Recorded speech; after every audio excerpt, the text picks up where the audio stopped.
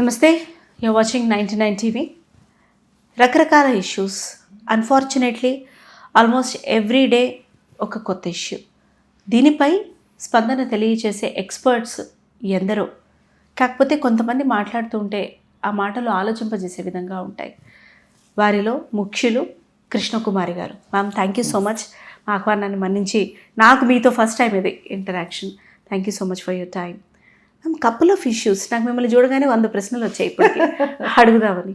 ముందుగా ఇప్పుడు ఒక విధంగా వార్తల్లో సెన్సేషన్ అయ్యి టూ మెనీ క్వశ్చన్స్కి దారితీస్తున్నటువంటి రీసెంట్ బండి భగీరథ్ గారి ఇష్యూ తీసుకుందాం. సో దానిపై మీరు ఏమంటారు? అంటే మీ వైపు ఒపీనియన్. నాకు మీ ఒపీనియన్ మ్యామ్, ఈ ఇష్యూ సింగర్ మంగ్లీ గారి ఇష్యూ, తర్వాత అశురెడ్డి గారి ఇష్యూ, అలాగే 2 కామన్ ఇష్యూస్ ఉన్నాయని నేను చెప్తాను. ముందైతే ఈ 3 ఇష్యూస్ మీద, అవి 2 అలా డైల్యూట్ అయిపోయాయా, డైవర్ట్ అయిపోయాయా, అవి 2 వదిలేశారా, ఇప్పుడు ఇది పట్టుకున్నారా? అంటే జస్టిస్ ఇస్ నాట్ హ్యాపెనింగ్ అని అనిపించింది నాకు ఒక కామన్ పర్సన్గా. మీరేమంటారు? ఇప్పుడు భగీరథ విషయం తీసుకుంటే, అతను 10th క్లాస్ వరకు ఎలా ఉన్నాడో ఎవరికి తెలియదు, ఇంటర్మీడియట్లో కూడా ఎలా ఉన్నాడో తెలియదు. వన్స్ ఇంజనీరింగ్లో చేరిన తర్వాత తను సెకండ్ ఇయర్ చదివేటప్పుడు ఫస్ట్ ఇయర్ వచ్చిన పిల్లాడిని ర్యాగింగ్ పేరుతోటి భయానకంగా కొట్టాడు. భయానకంగా. ఆ ప్లేస్లో భగీరథ ఉంటే వాళ్ళ అమ్మ నాన్న ఎంతో బాధపడి ఉండేవాళ్ళు. మరి ఆ బాబుని అలా కొట్టడం, నా దృష్టిలో వీడు బాబే, వీడేమో పెద్దవాడేం కాదు, సేమ్ ఏజ్, సిమిలర్ ఏజ్. అయితే ఒక మనిషి ఇంకొక మనిషిని అట్లా కొట్టొచ్చా? ఒక పోలీస్ కొట్టడానికి వీల్లేదంటున్నాం మనం. పోలీసు ఒక చట్టం ద్వారా నియమించబడ్డ మనిషి, ప్రభుత్వం ద్వారా నియమించబడ్డే చట్టాన్ని రక్షించాల్సిన మనిషి. అలాంటి పోలీస్కే కొట్టే హక్కు లేదు. అలాంటిది ఒక మనిషి ఇంకొక మనిషిని కొట్టడం అనేది కరెక్ట్ కాదు. ఆ వీడియో ఏదైతే ప్రజాబాహుళ్యంలోకి వచ్చిన రోజున ఆ తండ్రి చెప్పిన సమాధానం, ఏమి కాలేజ్ అన్నాక పిల్లలు కొట్టుకోకుండా ఉంటారా, తిట్టుకోకుండా ఉంటారా, మనం ఎప్పుడు కొట్టుకోలేదా అని మాట్లాడితే ఎవరు ఆయనకి ఎదురు తిరిగి సమాధానం చెప్పగలుగుతారు? ఎవరు సమాధానం చెప్పలేదు. అయినంత మాత్రం అది వాస్తవం. 2 పిల్లలు కొట్టుకోవడం వేరు, ఒక పిల్లోడు ఇంకో పిల్లోడిని కొట్టడం వేరు. ఆ కొట్టడంలో నేను కొడితే నాకు నడుస్తుంది అనే ధీమాతో కొట్టడం వేరు, ఒక బలంతో కొట్టడం వేరు. నేను ప్రశ్నించబడితే నన్ను రక్షించడానికి నా తండ్రి ఉన్నాడనే ధీమాతో కొట్టడం వేరు. మరి ఆ రోజున మీరు మీ అబ్బాయిని ఏం మందలించారో, ప్రపంచానికి ఏం చెప్పారో మా అందరికీ తెలిసింది, కానీ మీ అబ్బాయిని ఏం మందలించారో ఎవరికీ తెలియదు. అది ఒక ఇష్యూ. అదైపోయిన తర్వాత ఇంకొక అబ్బాయిని కొట్టడం, అది కూడా స్టూడెంటే అనుకుంటున్నా, లేదంటే వాళ్ళ ఇంట్లో పని అబ్బాయా ఎవరో అయితే తెలియదు, ఒక పర్సన్ని నుంచోబెట్టి అతన్ని ఎడాపెడా తిట్టడం, కొట్టడం. ఇంకో అతను వచ్చేదో సాయం చేద్దామని చూస్తే నేనే కొట్టాలి అని చెప్పి కొట్టడం. ఈ 2 సంఘటనలు చూసిన తర్వాత ఇవి మీడియాలో వచ్చేసినాయి. అంటే ప్రజలందరూ చూసిన తర్వాత ఏ ఒక్కరికి కూడా ఒక బెనిఫిట్ ఆఫ్ డౌట్ కూడా లేదు ఈ అమ్మాయి విషయం బయటకు వచ్చినప్పుడు. అంటే ఇతని ప్రవర్తనను బట్టి ఇతను ఇలా చేసి ఉండవచ్చు అనే ఉద్దేశంలోనే చాలామంది ఉన్నారు. కొంతమంది మనకెందుకులే, మన అమ్మాయికి కాదు జరిగింది అనుకున్నారు. ఇంకొంతమంది భుజాన వేసుకొని ఆ అబ్బాయిని రక్షిద్దామనే ఒక ఉద్దేశంలో కొంతమంది మీడియా వర్క్ చేశారు. రకరకాల స్పందనలు, ప్రతిస్పందనలు వచ్చినాయి. ఏ స్పందనలు వచ్చినా ఒక్కటైతే వాస్తవం ఏంటి అంటే, చట్టం అనేది బతికే ఉంది. చట్టం కొన్నిసార్లు కొంతమందికి చుట్టం కావచ్చు, కానీ చట్టం అనేది ఉంది. ఓకే మ్యామ్, బట్ ఇప్పుడు మనకి రిలీజ్ అయిన photos or proofs, it's not that I'm taking anybody side, just నేను క్వశ్చన్ కింద మాత్రమే అడుగుతున్నాను. అయితే ఆ అమ్మాయి చూస్తుంటే కూడా ఇష్టపూర్వకంగానే ఆ అమ్మాయి ఉన్నట్టు, వీళ్ళిద్దరూ కలిసి కాన్సెంట్ ఉన్నట్టే మనకి అర్థమవుతుంది వాళ్ళ బాడీ లాంగ్వేజ్ బట్టు, ఆ పిక్స్ బట్టు. దీని మీద మీరు ఇచ్చేటువంటి అనాలిసిస్? అంటే ఒకటండి, కన్సెంట్ అనేది 18 years లోపు కన్సెంట్ కాదు. ఓకే. ఇది చట్టం చెప్తుంది, మన ఇష్టం కాదు. ఇప్పుడు చట్టాలు ఎలా రూపొందిస్తారంటే దేశం మొత్తం ఉన్న పరిస్థితులను బట్టి ఈ పరిస్థితుల్లో ఇలాంటి సమస్యకి ఎలాంటి పరిష్కారం కావాలి అనే వ్యూలో చట్టాలు వస్తాయి. అంటే ఇప్పుడు మామూలుగా కొత్తగా వస్తున్న చట్టాలు బోల్డ్ ఉన్నాయి, పాత చట్టాలు బోల్డ్ ఉన్నాయి. పాత చట్టాలకి కొనసాగింపుగా కొన్ని చేర్పులు మార్పులు చేసి చట్టాలు. ఇప్పుడు 2005 వరకు మహిళలకి కుటుంబంలో ఉండే హింస గురించి చట్టం, వరకట్న వేధింపుల చట్టమే చట్టం. ఓకే.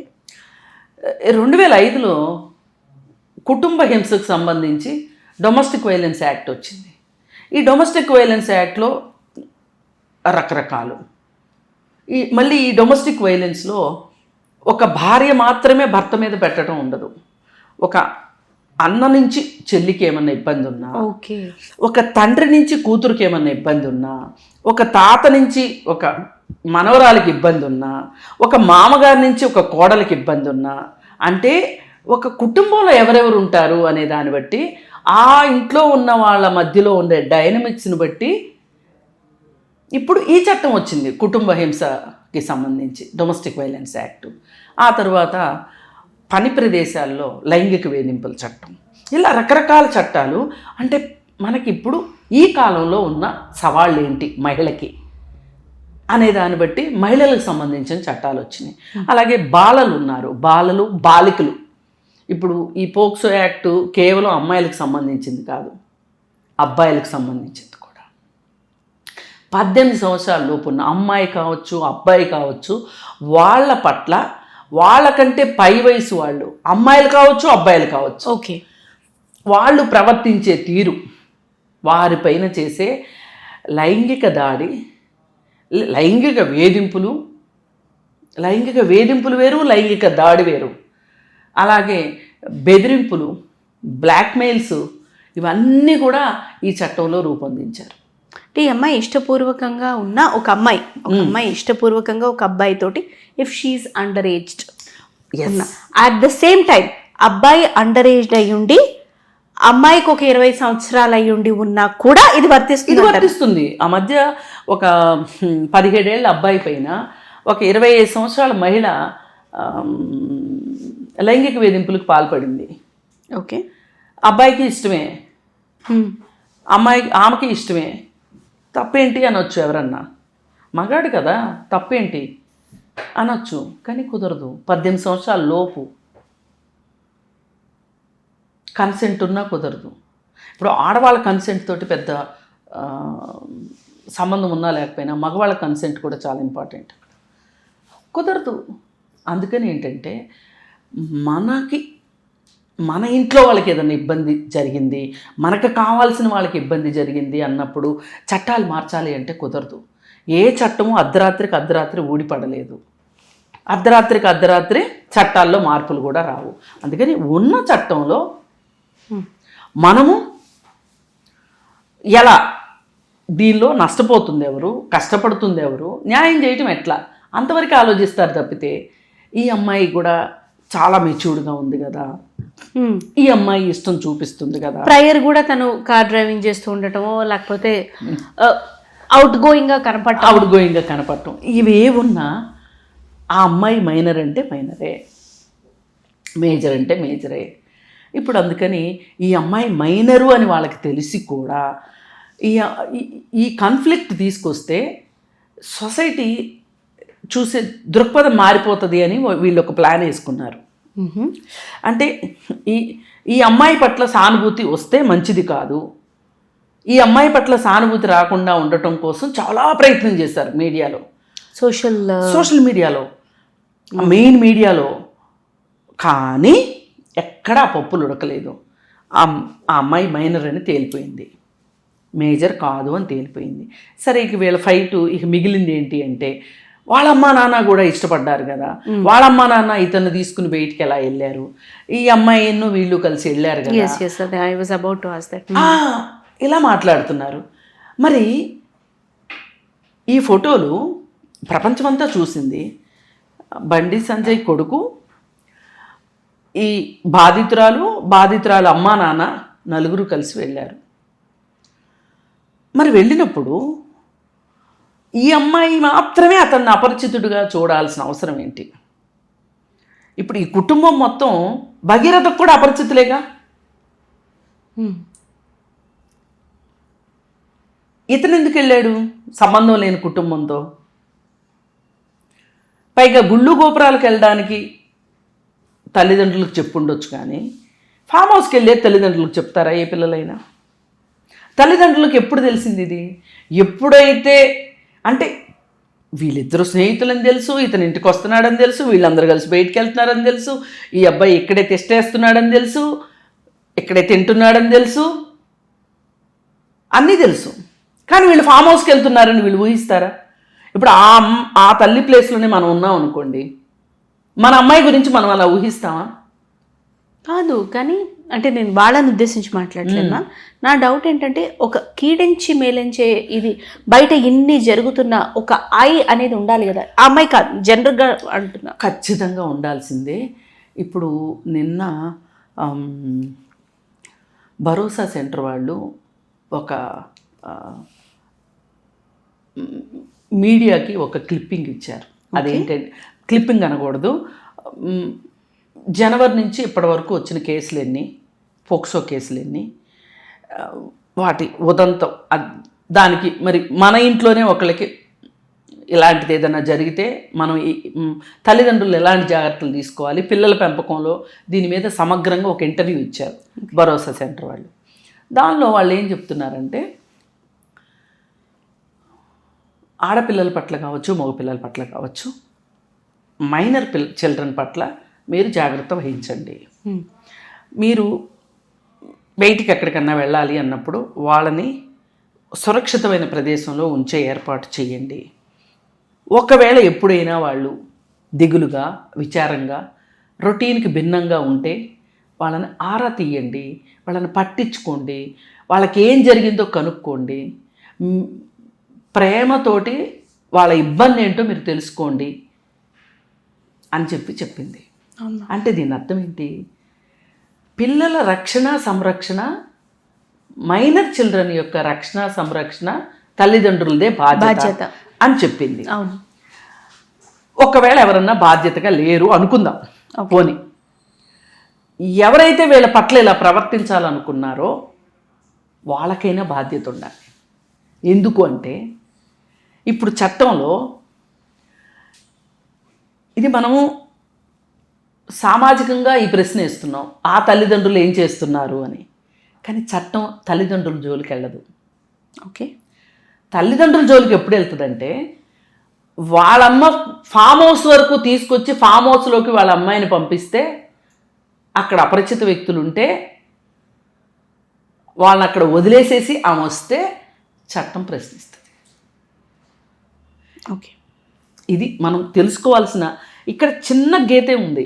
ఈ చిన్న గీతకి యువతలు ఉందామని కొంతమంది, అవతలే ఉంటామని కొంతమంది ఉంటున్నారు. అవును, అవును. ఇది ఇక్కడ మనం అర్థం చేసుకోవాల్సింది ఏంటి అంటే, ఈ అబ్బాయి ఎవరైతే ఉన్నారో వాళ్ళ ఇంట్లో వాళ్ళు చనువిచ్చినప్పటికీ కూడా చంకనెక్కకుండా ఉన్నట్లయితే వాళ్ళ చెర్లపల్లి జైలు ఉండేది కాదు. పని కట్టుకుని అమ్మాయితోటి స్నేహం పెంచుకున్నావు, నువ్వు పని కట్టుకుని వాళ్ళ ఇంటికి వెళ్ళావు, నీకేం అవసరం? అసలు వాళ్ళ ఇంటికి వెళ్ళాల్సిన అవసరం ఏంటి? అమ్మాయి 10th క్లాస్ చదివిన పిల్ల, జస్ట్ ఇంటర్మీడియట్ అయ్యింది. నీకు ఆ మాత్రం ఆ అమ్మాయి వయసు తెలియకుండా ఉంటుందా? సరే, ఆ అమ్మాయి కూడా కన్సెంట్ ఇచ్చింది అనుకుందాం. ఆ అమ్మాయి నిన్ను ప్రేరేపించుంటుందా? నువ్వు ఆ అమ్మాయిని ప్రేరేపించుంటావా? దానికి సంబంధించి వాళ్ళ మధ్యలో జరిగిన మెసేజ్లు, ఫోన్ కాల్స్ అన్నీ ఉన్నాయి కదా, అవి చెప్తాయి కదా. ఇవాళ ఏ ఆధారం లేకుండా ఒక క్రైమ్ చేయడం చెయ్యిదిరిగి నేరస్తుడి వల్ల కూడా కాదండి. ఏ నేరస్తుడైనా ఎక్కడో ఒక చోట ఒక చిన్న క్లూ వదిలిపెడతాడు. ఏ క్లూ లేకపోయినా తెలివైన పోలీసు దాన్ని కనిపెట్టగలుగుతాడు. అందుకని చట్టం నుంచి ఎవరూ తప్పించుకోలేరు. రైట్. ఇక్కడ ఇంకొకటి కూడా సేమ్ మైనర్ కేసులో తిరుపతిలో జరిగిన ఇంకో ఇన్సిడెంట్ మ్యామ్. వాళ్ళ బాబాయే అమ్మాయిని ఫస్ట్ అయితే అసాల్ట్ చేశారు అని వచ్చింది. ఆ తర్వాత తల్లి ఎందుకు డల్గా ఉన్నావు అని అడిగితే పిల్ల బయటపడితే కేసు అని వచ్చింది. బట్ దానికి అనుబంధంగా ఇంకొక మీడియాలో నేను చూసినటువంటి వీడియో, ఆ తల్లే వచ్చి ఇష్టపూర్వకంగానే నా బిడ్డ ఉంటుంది, ఎట్లా మార్చాలో నాకు అర్థం కావట్లేదు, ఆ బాబాయ్ అనేవాడు ట్రాప్ చేశాడు, కాదు కూడదంటే నన్ను కూడా ఫిజికల్గా కొరికి అసాల్ట్ చేసే పరిస్థితుల్లో అమ్మాయి ఉంది. మరి ఇట్లాంటి సినారియోస్లో అలాగే 2 డిఫరెంట్ సినారియోస్ అడుగుతున్నాను. అలాగే ఈ విజయనగరంలో తల్లినే చంపేసినటువంటి పిల్లవాడు, ఇద్దరు మైనర్సే. మరి ఈ కేసులో మనం చూసినటువంటి నిర్భయ కేసెస్ స్టాండింగ్ ఎగ్జాంపుల్. మరి మైనర్స్కి అయితే తక్కువ క్రిమినల్ ఇది, మేజర్స్కి అయితే ఎక్కువ క్రిమినల్ ఇది, ఇలా కాదు మ్యామ్. ఇవన్నీ ద క్రైమ్ ఇస్ అంటే మైనర్ అయితే అన్నట్టుగా ఉంది నాకు కామన్. అయితే ఏంటి వాడు రేపు పొద్దున పెద్దగైతే ఇంకెంత చేస్తాడు, అలాంటి క్వశ్చన్స్ వస్తున్నాయి మ్యామ్. దీనికి మీ వివరణ కావాలి. ఇప్పుడు తిరుపతిలో అలా జరిగిందన్నారు కదా, ఆ కేసులో ఆ పాపకి కౌన్సిలింగ్ కావాలి. అవసరమైతే కౌన్సిలింగ్ని మించి సైకాట్రిక్ థెరపీ, మెడిసిన్స్ కూడా కావాలని నాకు అనిపిస్తుంది. రీజన్ ఏంటంటే చెప్తాను. 14-15 ఏళ్ల వయసులో వాళ్ళు ఒక యాక్ట్కి అలవాటు పడ్డారనుకోండి. ఓకే, వాళ్ళకి ఇష్టం ఉన్నా ఇష్టం లేకపోయినా ఇదేదో కొత్తగా ఉంది, బాబాయే కదా, బాబాయితోనే కదా నేనున్నాను. బాబాయిలకి చాలా ఈజీ, చాలా ప్రేమగా ఉండగలుగుతారు. తల్లిదండ్రులు కూడా బాబాయితో ఎక్కడికంటే అక్కడికి పంపిస్తారు. వాళ్ళు ఇలా చేయడం తప్పు కాదు అని వీళ్ళు అలవాటు పడిపోయారనుకోండి, ఇది తల్లి గమనించింది అనుకోండి, మళ్ళీ ఇదే బాబాయికి అన్నిసార్లు అవకాశం రాదు ఈ అమ్మాయితో వ్యవహారం నడపటానికి. అలాంటప్పుడు ఈ అమ్మాయి అసలు లోకంతో కానీ, మంచి చెడులతో కానీ, చట్టాలతో కానీ వేటిలతోనూ పని లేదు ఆ పిల్లకి. ఆ పిల్లకి ఒకటే తెలిసింది ఏంటంటే, బాబాయి నాతో ఉంటున్నాడు, నాకు నచ్చింది, నాకు నచ్చాడు అనే ఒక మైండ్ సెట్లో ఒక అమ్మాయి వెళ్ళిపోయింది అనుకోండి. ఇప్పుడు ఎవరు వచ్చి దేవుడు వచ్చి చెప్పినా నాకు బాబాయే కావాలంటది అమ్మాయి, తల్లి కాదు. ఇది ఆ అమ్మాయి మెంటల్ ప్రిపరేషన్ ఉంది చూసారా, ఆ దుర్మార్గుడు చేసిన ప్రిపరేషన్ అది. వావి వరుసలు మర్చిపోయి, వాడికి చట్టం తెలుసో లేదో నాకు తెలియదు కానీ వావి వరుసలు అనేవి ఒకటి ఉన్నాయి కదా, చట్టాలు నథింగ్ బట్ కామన్ సెన్స్. అందరూ లా చదవక్కర్లా, కామన్ సెన్స్ అయితే మనిషి అనేవాడి కామన్ సెన్స్ ఉంటుంది కదా. ఆ బాబాయ్ కామన్ సెన్స్ లేదా? పోక్సో చట్టం తెలియాలని లేదు, తెలుసు అని కూడా నేను అనుకోవట్లా. చాలామంది చదువుకున్న వాళ్ళకే పోక్సో యాక్ట్ తెలియదు, సోకాల్డ్ జర్నలిస్టులకు కూడా పోక్సో యాక్ట్ తెలియదు. తెలిసినా తెలియనట్టు నటిస్తున్నారు, అది వేరు విషయం. కానీ బాబాయ్కి తెలియాల్సిందేంటి, నా కూతురు ఎంత ప్రేమగా వచ్చేది, ఎంత మాలిమిగా ఉండేది నాతోటి, నా మీద ఎంత నమ్మకంతో వాళ్ళ అమ్మ నాతో ఉండనిచ్చింది ఆ పాపని, నేను ఇలా చేస్తానని తెలిస్తే వాళ్ళ అమ్మ నాకు ఇచ్చేదా ఈ బిడ్డని అని జ్ఞానం లేదా? లేదు కదా మేడం, అది లేకుండానే ఇన్ని క్రైమ్స్ చుట్టూతా అవుతున్నాయి కదా. కదా, ఇక్కడ ఆ వయసులో వాళ్ళకి అది ఒక రిపీటెడ్ ప్లెజర్. అంటే ఒక రిపీటేటివ్ బిహేవియర్ ఉన్న చైల్డ్కి ఎట్లాంటి స్టేట్ ఆఫ్ మైండ్. చిల్డ్రన్లో మనం చూస్తుంటాం, చూసిన కార్టూనే మళ్ళీ మళ్ళీ చూస్తుంటారు. ఇష్టమైన ఫుడే అంటే ఒక రోజు బంగాళదుంప ఫ్రై ఇష్టం ఉంటే ఇమీడియట్గా అలాగే తింటారు. ఇది కూడా రిపిటేటివ్ యాక్ట్ కూడా అలాంటి థాట్ ప్రాసెస్ అంటారా? అదే సేమ్ అదే. దారుణం ఏంటంటే, ఒక తల్లి యంగ్ విడో ఆమెకి, అయితే ఆమెకు ఒక పాప ఉంది.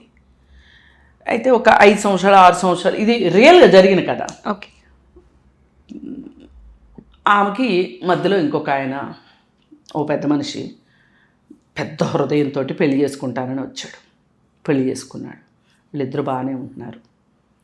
తల్లి కదా, పెళ్లి చేసుకున్నాడు కదా, భర్త కదా, కూతురు వరుస అవుతుంది కదా అని ఆమె పెద్దదాన్ని సీరియస్గా తీసుకోవాలి. వాళ్ళిద్దరు ఏకాంతాన్ని, అంటే ఇంట్లో ఉన్నారు, ఈ మీద పని మీద బయటికి వెళ్ళి వస్తుంది.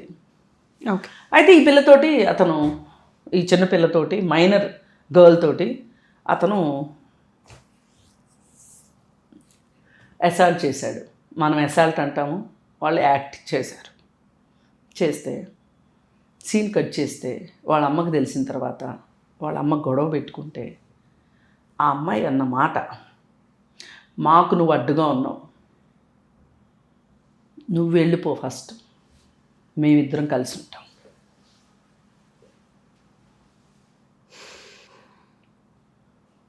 ఇది ఒప్పుకుందామా? కన్సెంటేగా ఇది కూడా, మ్యూచువల్ కన్సెంట్ కదా, దీన్ని ఒప్పుకుంటావా? ఇప్పుడు తిరుపతిలో బాబాయ్ మ్యూచువల్ కన్సెంటే కదా, ఒప్పుకుంటావా? నువ్వు తల్లికి మొగుడుగా వచ్చావంటే ఆ బిడ్డకి తండ్రికి నువ్వు. అందుకని కన్సెంట్ అనే మాటను తీసి దెబ్బలో కొడదాం. Consent is not consent, not at all consent. Yes. మరి ఈ కేసులో ఏమంటారు? తల్లినే హతమార్చిన ఆ పిల్లాడికి మీ ఎక్స్పీరియన్స్ని బట్టి ఎట్లాంటి శిక్ష ఉండబోతుంది? కఠిన శిక్ష ఉంటుందా? ఏమో మ్యామ్, అసలు కఠిన శిక్ష వేసే హక్కు మనకు లేదు. వాడు మైనర్ని మైనర్గానే చూడాలి. 18 ఏళ్లలోపు పిల్లవాడు ఇలా ఎందుకు చేశాడు, వాడి మూలాల్లోకి వెళ్ళాలి. మూలాల్లోకి వెళ్తే ఎవరిని శిక్షించాలో తెలియక మన తలను మనమే బాదుకుంటాం. మూలాలు ఏంటి అని చూస్తే, ఒకటి సింగిల్ మదర్, సింగిల్ పేరెంటింగ్. అక్కడ ఫాదర్ లేడు, తల్లి ఆమె ఫైనాన్షియల్ మ్యాటర్సే చూసుకుంటుందా, ఈ పిల్లోడినే పెంచుతుందా, ఈ పిల్లోడు మంచి చెట్లే చూసుకోగలుగుతుందా, రేపొద్దున వీడిని నేను సరిగా పెంచకపోతే తండ్రి లేనే లేడు, ఉన్న తల్లి సరిగా పెంచలేదు అని ఎక్కడ అంటారు అని గజ గజ గజ గజ వణుక్కుంటూ ఈ పిల్లోడిని పెంచాలి, నేను వీడిని ప్రయోజకుని చెయ్యాలి, నన్ను నేను నిరూపించుకోవాలి అనే ఒక సింగిల్ మదర్స్ యొక్క పోరాటాన్ని ఆరాటాన్ని మనం తలుచుకుంటే ఆ తల్లి ఎంత కష్టపడిందో మనకు తెలుస్తుంది. ఆ తల్లి ఆ కష్టంలో ఉండి వాడిని కొంచెం రిస్ట్రిక్టెడ్గా చూసింది. ఆ రిస్ట్రిక్షన్ని వాడు భరించలేకపోయాడు. ఈ రిస్ట్రిక్షన్ భరించలేని టైంలోనే వాడికి ఈ web series, so called web series, సినిమాలు, వీటిల్లో చూపించే హింస, భయంకరమైన రక్తము, గన్నులు, కొట్లాట్లు, సెక్సు, ఇదంతా చూస్తే వాడికి ఏమనిపించిందంటే ప్రపంచం చాలా రంగులమయంగా ఉంది, నేను మాత్రమే పంజరంలో ఉన్నాను, మా అమ్మే నన్ను ఈ పంజరంలో కూర్చోబెడుతుంది, నన్ను బందీం చేసేస్తుంది, ప్రేమతోనూ క్రమశిక్షణతోనూ భయంతోనూ భవిష్యత్తు గురించి చెప్పి నన్ను ఇరికించేసింది, నన్ను జైల్లో పెట్టింది. ఈ జైలుని నేను తన్నుకుంటా, తొక్కుకుంటా, తోసుకుంటా ప్రపంచంలోకి వెళ్ళిపోవాలనుకున్నాడు, వెళ్ళిపోయాడు. జరిగింది అది. ఇక్కడ ఎవరిని అందాం చెప్పండి? అసలు ఈమె సింగిల్ పేరెంట్గా ఎందుకుంది? ఈ సింగిల్ పేరెంట్గా ఉన్న తర్వాత ఈమె ఆ బాధ్యత ప్రకారం ఆమె వాడిని బాగానే పెంచింది. నా దృష్టిలో వాడికి మంచిగానే తిండి పెట్టింది, చదువు చెప్పించింది. వాడికి ఏం తక్కువ మార్కులు రాలా, 555 మార్కులు వచ్చినాయి 600కి. అంటే ఎంతో కొంత వాడు తెలివైనోడు అయి ఉండొచ్చు, తల్లి ప్రోత్సాహము, తల్లి శ్రద్ధ, ఆసక్తి లేకుండానే వీడు ఇంత వాడు అయ్యేవాడు అవ్వలేదు కదా. కానీ వీడికి ఈ కుటుంబాన్ని, ఈ తల్లిని, ఈ చదువుని, ఈ స్కూల్ని మించిందేదో ఒక ప్రపంచం వాడికి చాలా ఇంట్రెస్టింగ్గా కనిపించింది. ఫ్యాంటసీలోకి వెళ్ళిపోయాడు వాడు, రొమాన్స్ చేసేసుకున్నాడు. రొమాన్సిజం అంటారు కదా, ఒక తెలియని ఒక ఊహా ప్రపంచంలోకి వాడు వెళ్ళిపోయాడు. అంటే ఇక్కడ మళ్ళీ పాజ్ ఏమిటంటే, సినిమాకి వెండి తెర మీద కొన్ని డిస్క్లైమర్స్ ఉంటాయి, ఏ ఏజ్ గ్రూప్ చూడాలి ఎవరు. మరి ఓటీటీలో వచ్చే వెబ్ సిరీస్ కానీ యూట్యూబ్లో కానీ మరి అట్లాంటి ఓటీటీలో సినిమాలే వస్తున్నాయి కదా, వెబ్ సిరీస్ ఒక్కటే ఏంటి? అదే ఇదే సినిమా థియేటర్కి 19 ఏళ్లలోపు పిల్లలు రావద్దని ఏదో ఉంది కదా. అవును, ఏ సర్టిఫికెట్ ఉంటే రావద్దు రకరకాలు ఉన్నాయి కదా. కానీ ఇంట్లో వచ్చేస్తుంది కదా, ఇంట్లో ఏంటి ఫోన్లోనే వచ్చేస్తుంది కదా, అవి చూస్తారు. వాడు బాంబేనే ఎందుకు వెళ్ళాలనుకున్నాడు? ఏ వెబ్ సిరీస్ అయినా తీయండి, దాంట్లో బాంబే బేస్డ్గా తీస్తారు. డాన్స్ అనేవాళ్ళు అక్కడి నుంచి బాంబేలోనే ఉంటారు, గన్స్ అక్కడే. దురదృష్టవశాత్తు కొన్ని సినిమాల్లో హీరోనే డాను బొంబాయికి వచ్చి వెళ్ళాలనుకోవడం ఇవన్నీ ఉంటాయి. యాజ్ అన్ ఆడియన్స్ మనకు కూడా చాలా రక్తం మరిగేలా ఉంటుంది చూస్తూ ఉంటే. మరి చిన్నపిల్లాడికి వాడికి తెలియకుండా అనుకోకుండా ఆ ఫ్యాంటసీ వచ్చింది వాడికి. ఆ ఫ్యాంటసీ వరల్డ్లో వాడు అక్కడ, అండ్ వాడికి అడ్డు చెప్పడానికి అక్కడ ఎవ్వరూ లేరు, తండ్రి కానీ ఇంకెవరు కానీ, ఇంకొకరి భయం ఏమీ లేదు. ఉన్న ఒక్క మదర్, అంటే ఆ లేడీ అనే చిన్న చూపు ఏదో మొత్తానికి వాడికి. ఇప్పుడు ఇంట్లో తల్లిదండ్రులు 2 ఉన్నారనుకోండి, తల్లి ఈ విధంగా మంచి చెడులు చెప్పింది అనుకోండి, వీడేమన్నా ఏడుస్తున్నాడు అనుకోండి, తండ్రి దగ్గరకు తీసి నాన్న నీ మంచి కోసమే కదా అమ్మ చెప్పింది, అమ్మ ఎందుకు చెప్పింది, ఇందుకే కదా చెప్పింది అని చెప్పి తండ్రి ఓదారుస్తాడు. తండ్రి భయం చెప్తే తల్లి ఓదారుస్తుంది. అప్పుడు వాడు ఒక బ్యాలెన్స్డ్ సిచ్యువేషన్లోకి వస్తాడు. లేదు ఒక మాస్టర్కి సంగతి చెప్పుకున్నాడు అనుకో, మాస్టర్ అయితే ఏమనేవాడు, అరే డాన్ అంటే ఏమనుకున్నావు, అండర్ వరల్డ్ అంటే మామూలుగా ఉంటుంది అనుకున్నావా, అక్కడికి వెళ్తే ఎన్ని కష్టాలు ఉంటాయి, మీ అమ్మ నీ కోసం ఎంత ఏడుస్తుందిరా, మీ అమ్మ నిన్ను కళ్ళల్లో పెట్టుకుని పెంచుతుంది, చదివిస్తుంది, మీ అమ్మకు అన్యాయం చేస్తావా, ఇట్లా మీ అమ్మ కాబట్టే కదా నీకు మంచిగా అంటే రిస్ట్రిక్షన్స్ పెట్టొచ్చు, భయపడవచ్చు నీ గురించి, కానీ ఇవన్నీ నీ మంచి కోసమేరా అని మాస్టర్ అయినా చెప్పుండేవాడు. అదే వీడికి ఒక అక్కో అన్నో ఉన్నారనుకోండి, వాళ్ళైనా చెప్పుండేవాళ్ళు. కానీ వీడు దురదృష్టవశాత్తు వాడి వయసు కుర్రోడికి వీడి బాధలన్నీ చెప్పుకున్నాడు. వాడేమన్నాడు, సేమ్ ఇంకా వర్స్ట్ మైండ్ సెట్ వాడిది, ఇంకా నెక్స్ట్ లెవెల్, ఇంకా నెక్స్ట్ లెవెల్. ఇద్దరు కలిసి ఉప్పు నిప్పులాగా అయిపోయారు. ఎట్లా మేడం సమాజం ఇంత వర్స్ట్గా వెళ్తూ ఉంటే నెక్స్ట్ జనరేషన్ని ఎలా తీసుకెళ్తాం? జెన్ జీ అంటున్నారు, మిలీనియల్స్ అంటున్నారు, ఇప్పుడు జెన్ ఆల్ఫా. మీకున్న ఎక్స్పీరియన్స్తో చెప్పండి, what could be the outcome if it is like this? అలాగే ఇంకొకటి, ఇది చెప్పిన తర్వాత లాస్ట్ క్వశ్చన్. ఏం లేదండి, ఇప్పుడు మనకి స్కూల్స్లో కేవలం చదువు చదువు చదువు. ఇందాక కూడా మనం ఏమనుకున్నాం, 600కి 555 వచ్చినాయి అనుకున్నాం. మనం కూడా అలా మైండ్ సెట్ ట్యూన్ అయిపోయింది. అలా కాకుండా పిల్ల యొక్క సమగ్ర మానసిక అభివృద్ధి జరుగుతుందా లేదా అనేది చూడాలి. అసలు మగపిల్లలకి అయినా ఆడపిల్లలకైనా, ఆడపిల్లలకి కొంచెం త్వరగా మెచ్యూరిటీ వస్తుంది, ఎందుకంటే హార్మోన్స్ అనేవి కొంచెం ఎర్లీగా స్టార్ట్ అవుతాయి ఆడపిల్లలకి. అందుకని ఆడపిల్లలకి కొంచెం మెచ్యూరిటీ లెవెల్స్ ఎక్కువ ఉంటాయి. మగపిల్లలకి కొంచెం లేట్గా, ఆ ప్యూబర్టీ కూడా లేట్గా వస్తుంది మగపిల్లలకి. అందుకని ఆ మెచ్యూరిటీ లెవెల్స్ కూడా లేట్గా ఉంటాయి. అవి ఏంటంటే మనకి ముందు మెదడు యొక్క అభివృద్ధిని బట్టి వాళ్ళల్లో ఒక మెచ్యూరిటీ లెవెల్స్ అనేవి పెరుగుతూ ఉంటాయి. అవి 21 సంవత్సరాలకి కానీ అబ్బాయిలకి రావు. అసలు మీరు ఈ లెక్కన చెబుతూ ఉంటే నాకేమనిపిస్తుందంటే, చట్టాల్లోనే పెద్దవారు దయ ఉంచి ఈ సవరణ ఏజ్ లిమిట్ అనేది 18 అని ఇద్దరికి సమానంగా పెట్టకుండా మెచ్యూరిటీ లెవెల్స్ని బట్టి అమ్మాయికి అబ్బాయికి పెట్టాలనిపిస్తుంది. చట్టంలోనే సవరణ జరగాలని నేను తప్పే మాట్లాడచ్చు కాక, బట్ ఐఎమ్ జస్ట్ సేయింగ్, మీరు చెప్తుంటే నాకేమనిపిస్తుందో. అంటే ఇలాంటి పరిస్థితుల్లోనే అందరు పిల్లలు ఉంటారా అని కూడా చెప్పలేము. అదేలేండి, ఒక్కొక్కళ్ళలో అభివృద్ధి అనేది, మెదడు అభివృద్ధి అనేది కొంతమందికి స్లోగా ఉంటుంది, కొంతమంది ఫాస్ట్గా ఉంటుంది.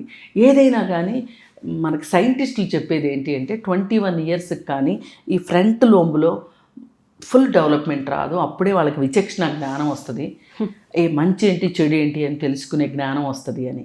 ఇప్పుడు ఒక 18-19 సంవత్సరాల వయసు కుర్రవాడిని ఎవరినన్నా బాగా సీరియస్గా చదువులో ఉండి, కాస్త ఫ్యామిలీ ఎన్విరాన్మెంట్ అంతా బాగుండి, అంతా బాగున్న ఇంట్లో పిల్లవాడికి ఎన్నో తండ్రి తాగుబోతూ, తల్లి పనిచేస్తూ ఉంటుంది, లేకపోతే ఈ తండ్రి తాగుబోతుని తట్టుకోలేక తల్లి వెళ్ళిపోతుంది, అట్లాంటి ఇంట్లో ఒక అబ్బాయి ఎలాంటి కండిషన్లో ఉంటాడు, ఒక భద్రమైన జీవితంలో ఒక అబ్బాయి ఎలాంటి కండిషన్లో ఉంటాడు అనేది చూస్తే కనుక మీకు చాలా డిఫరెన్స్ కనిపిస్తుంది.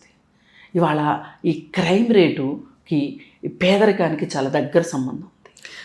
ఇంకొకటి కూడా మ్యామ్, పేదరికంలో ఉన్న అన్ఫార్చునేట్లీ వాళ్ళ సంబంధ బాంధవ్యాలు సరిగ్గా ఉండి, జీవితం మీద తల్లిదండ్రికి అవగాహన ఉండి ఉన్న పిల్లలు కూడా మిరాకిల్స్ చేస్తున్న వాళ్ళని కూడా చూస్తాం. బ్రహ్మాండంగా మిరకల్స్ చేస్తున్న వాళ్ళు ఉన్నారు. ఇప్పుడు మనం అలా మిరకల్స్ చేస్తూ లైఫ్లో స్టేజ్ బై స్టేజ్ డెవలప్ అవుతూ లైఫ్లో స్థిరపడిన వాళ్ళ గురించి అసలు మనం ఏమి మాట్లాడుకోకర్లా, అస్సలు అవసరం లేదు. ఎవరి గురించి మాట్లాడుకోవాలి?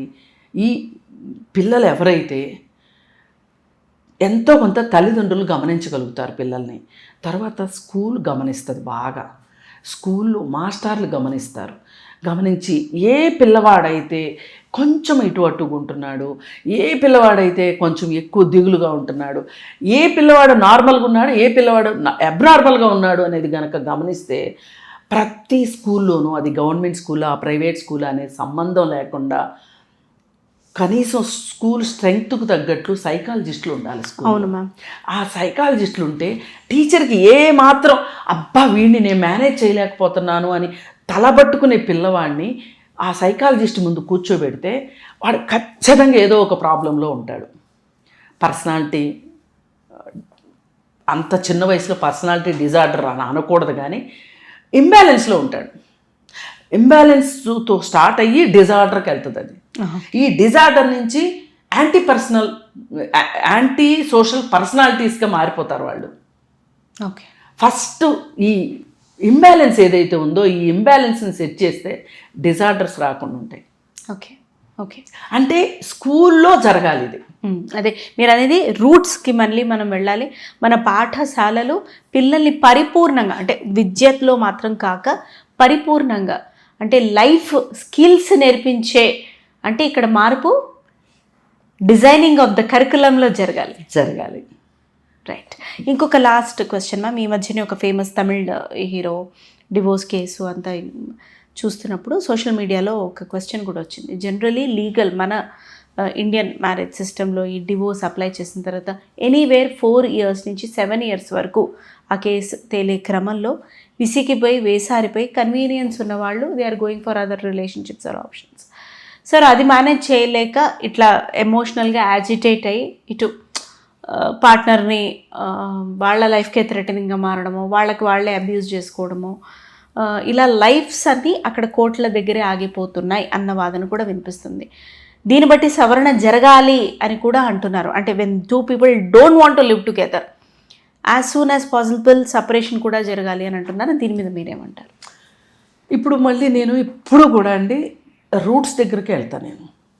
నేను ఎప్పుడూ పైన ఒక చెట్టుకు పువ్వులు రావట్లేదు అంటే పువ్వులు వచ్చే మందు ఏంటి వేయడం కంటే కూడా ఆ చెట్టుకి ఏం పోషకాలు తగ్గినాయి అనేది ఆలోచిస్తాను. ఓకే. ఇప్పుడు ఒక కుటుంబం, ఒక భార్యాభర్త, ఒకరో ఇద్దరో పిల్లలు, ఈ కుటుంబం హ్యాపీగా లేదు, భార్యాభర్త హ్యాపీగా లేరు. భార్యాభర్త హ్యాపీగా లేకపోతే పిల్లలు కూడా హ్యాపీగా ఉంటారు. అసలు ఈ భార్యాభర్త ఎందుకు హ్యాపీగా లేరు అనేదానికి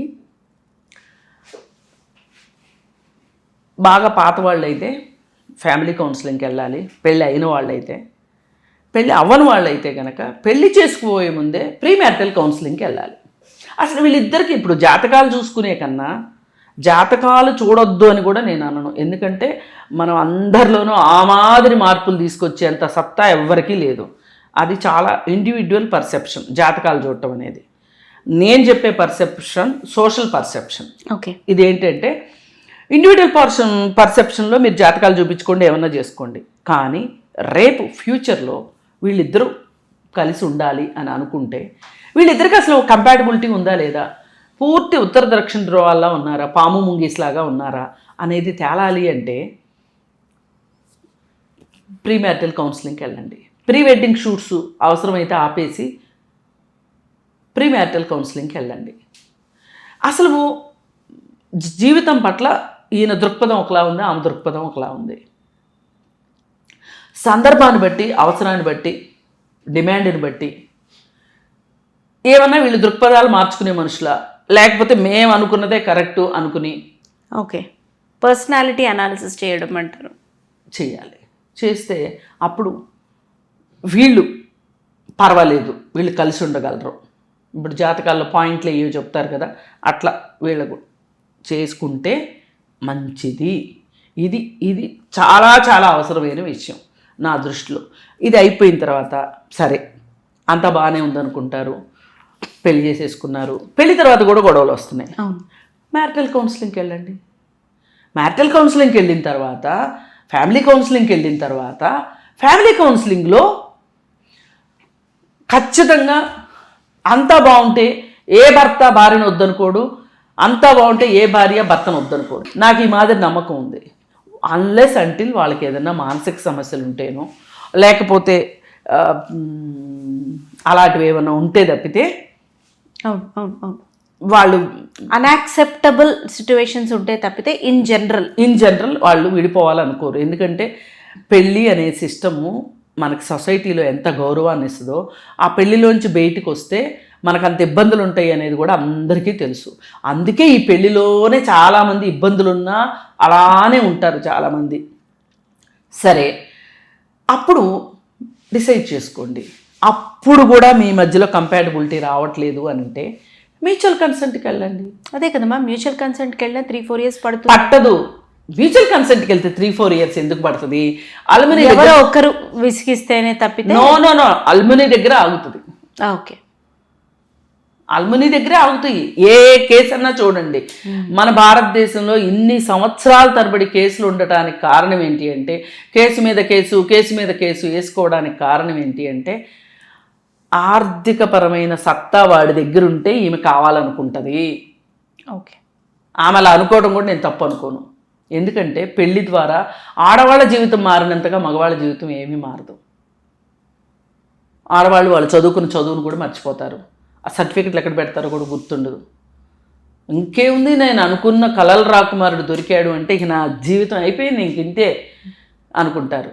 మళ్ళీ వీళ్ళకి ఒక 2 సంవత్సరాల తర్వాత 3 సంవత్సరాల తర్వాత ట్రూ కలర్స్ కనిపించేసరికి మళ్ళీ నా చదువు ఏంటి, నేనేంటి అనుకుని ప్రొఫెషనల్గా వెనకబడిపోతారు మహిళలు పెళ్లి తర్వాత. ఇది ఎవరు ఒప్పుకున్నా ఒప్పుకోకపోయినా నిర్వివాదాంశం.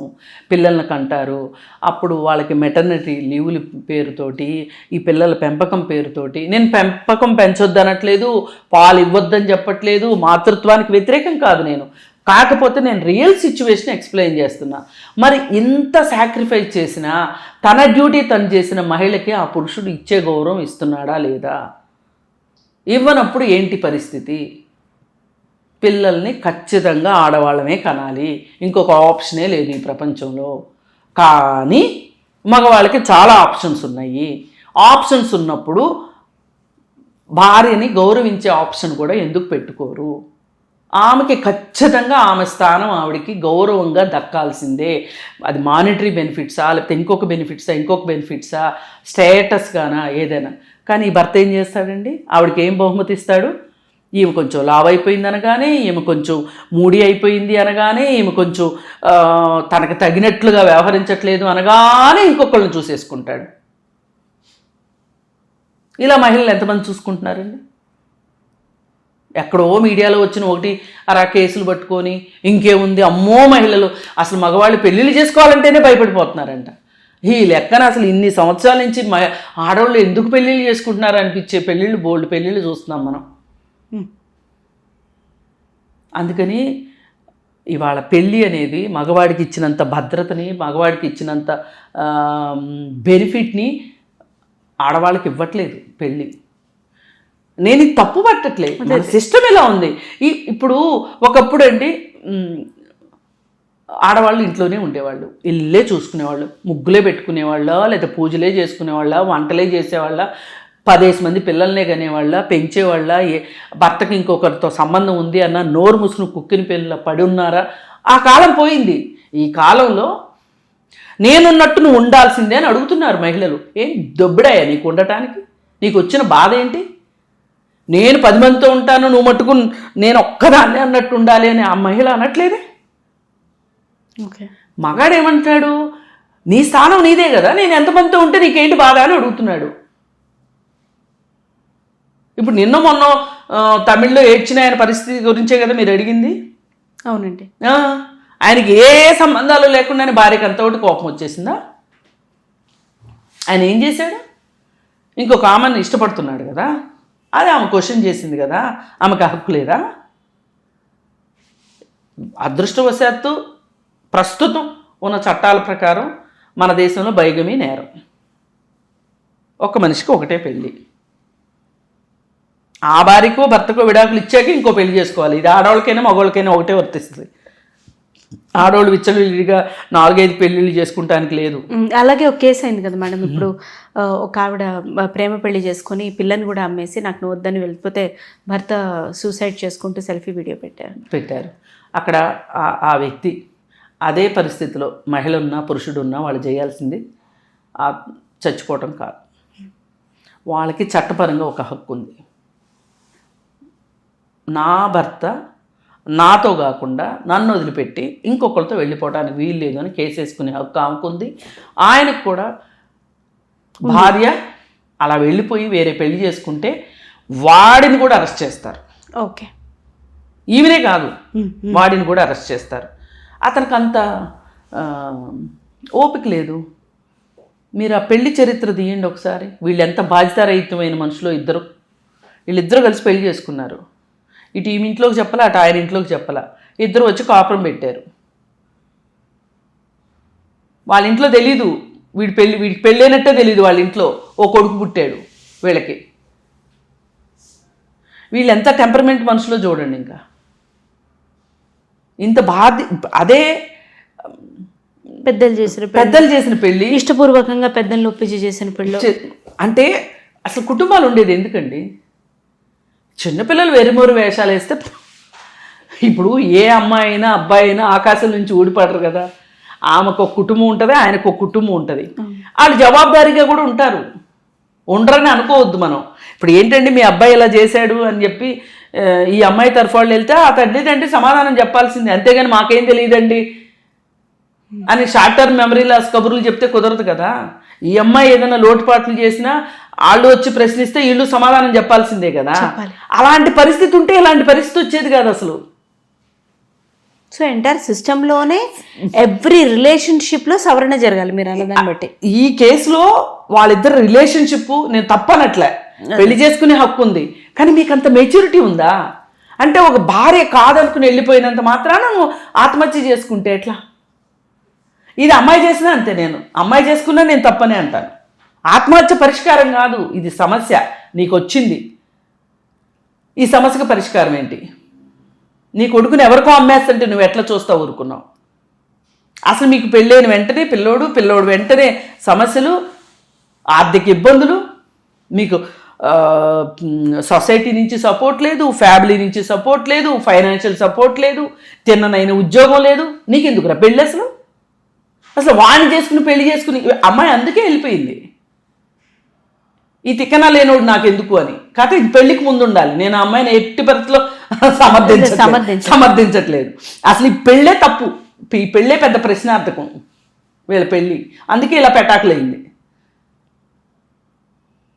అందుకని పెళ్ళి చేసుకునేటప్పుడు పెళ్ళి అనేది అతిపెద్ద బాధ్యత అండి. పిల్లల్ని కనటం అనేది ఇంకొక అతిపెద్ద బాధ్యత. పెళ్ళంటే ఇద్దరు కలిసి ఉండగలగాలి. పిల్లలంటే ప్రాణంగా పెంచుకోగలగాలి, కళ్ళల్లో పెట్టుకొని. రక్షణ సంరక్షణ అంటారు, అదే కేర్ అండ్ ప్రొటెక్షన్. ఏది ఏమైనా ఆ తల్లిదండ్రితే బాధ్యత, care and protection. Nice ma'am, మీతో మాట్లాడిన తర్వాత కొత్త దృక్పథాలు నాకు తెలిసాయి. Hope we meet again. Thank you so much for your time అండి.